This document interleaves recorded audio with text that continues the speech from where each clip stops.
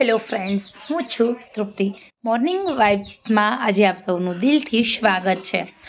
આજે એક સરસ મજાની મોટિવેશન વાત મારે કરવી છે. ખરેખર આપણે બધા જીવીએ છીએ. ચલો, આપણે કેવી રીતે જીવીએ છીએ એ સૌની લાઈફ પ્રમાણે સૌને ખબર જ હોય છે. પરંતુ આપણું જે જીવન છે, હું અત્યારે તમારા સાથે જે મોટિવેશન થોટ્સ શેર કરી રહી છું, તો હું રસોઈની તૈયારી કરી રહી છું. તમે અહીંયા જોઈ શકો છો, સરસ મજાનું મેં પાલક સમારી છે. હું અહીંયા મરચાં ઝીણા ઝીણા સમારી રહી છું અને સાથે સાથે મને એક સરસ મજાનો વિચાર આવ્યો. તો મને થયું કે ચલો, હું મારું કામ પણ કરું છું, સાથે સાથે હું તમારા સાથે મારી સાથે મને છે અત્યારે રિસન્ટલી યાદ આવ્યો છે એ થોટ્સ ક્લિક કરી લો અને તમારા સાથે શેર કરો. સૌથી પહેલાં, જીવન જીવવા માટે જરૂરી છે આત્મવિશ્વાસ. પરંતુ શું આત્મવિશ્વાસ પૂરતો છે? ના. જીવન જીવવા માટે જરૂરી છે સ્વાભિમાન. અભિમાન નહીં, સ્વાભિમાન.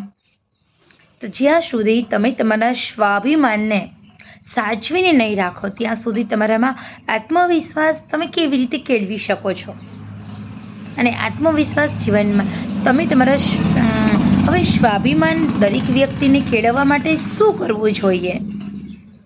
સ્વાભિમાન કેળવવો હોય તો તમે તમારા આત્મનું રક્ષણ કરો, તમે તમારી જાતનું રક્ષણ કરો, આત્મજ્ઞાતા બનો, આત્મધ્યાની બનો, તમે તમારા આત્મ સાથે ચિંતન મનન કરો, તમે તમારા સ્વાભિમાનને તમે સાચવો.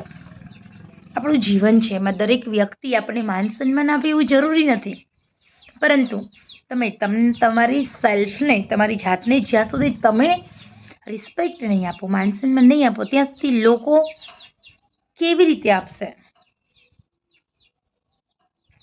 સાહેબ, બહુ નાની ઉંમરમાં મેં એક વાત શીખી છે કે જ્યાં તમારું સ્વાભિમાન જળવાતું ન હોય, જ્યાં તમારું આત્મસન્માન ન થતું હોય, એ જગ્યાએ શ્વાસ પણ રોકીને રાખવો જોઈએ.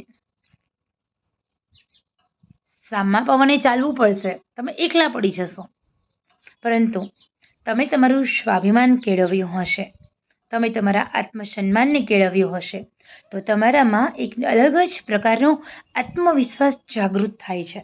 અને એ જ આત્મવિશ્વાસે તમે લાખો લોકોની વચ્ચે જે એકલતા મહેસૂસ કરતા હતા, તમે 5-7 ભાઈ બહેન છો, તમને મોટા કુટુંબમાં તમારે લગ્ન થયા છે, અથવા તો તમારો ઘર સંસાર બહુ મોટા કુટુંબમાં છે, છતાં પણ જો તમને એકલું લાગે છે, તો સમજી લો કે તમારે આત્મવિશ્વાસ કેળવવાનો છે, તમારે તમારા સ્વાભિમાનને કેળવવાનું છે.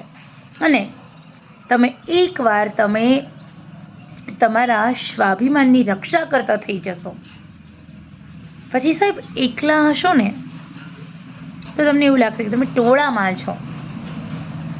એકલતા તમારા પર હાવી નહીં થાય. આજકાલની સમસ્યા ડિપ્રેશન શા માટે આવે છે? આપણે આપણા આત્મસન્માનની રક્ષા નથી કરતા, આપણે સ્વાભિમાની નથી. સ્વાભિમાની બનવું બહુ જ જરૂરી છે આજના જમાનામાં. આપણે લોકોના સ્ટેટસ જોઈએ છે, આપણે લોકો પોતાના બાળકોને એકદમ મોટી મોટી સ્કૂલોમાં ભણાવે છે, એ બધું જોઈએ છે, અને આપણે લઘુતા ગ્રંથિથી પીડાઈએ છીએ, જેના કારણે આપણે દિવસે ને દિવસે આપણું જે માનસિકતા નબળી પડતી જાય છે. અને ધીરે ધીરે આપણને શું થાય છે કે આપણે આત્મહત્યા કરી લેવી છે. શું કામ? અરે યાર, આપણે આત્મરક્ષા કરવાની છે, આત્મવિશ્વાસુ બનવાનું છે, આપણે આપણા સ્વાભિમાનને કેળવવાનું છે.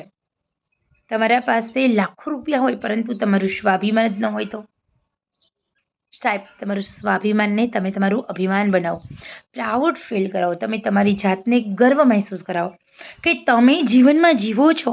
તો ભલે તમારા પાસે કશું જ નથી, પણ તમને તમારી જાત પ્રત્યે ગર્વ છે. અને 1 વર્ષ, 2 વર્ષ, 3 વર્ષ, સાહેબ 5 વર્ષમાં તમે જે ગર્વ ફીલ કર્યું છે એ સમાજ ફીલ કરશે, અને તમને પ્રાઉડ, લોકો કહેશે કે વાવ, પ્રાઉડ છે તમારી જાત ઉપર અમને, તમે બહુ જ આત્મજ્ઞાતા છો, તમે સ્વાભિમાની છો, તમે આવા છો, તમે વોટેવર, એમ બહુ બધું પોઝિટિવ બની શકે છે.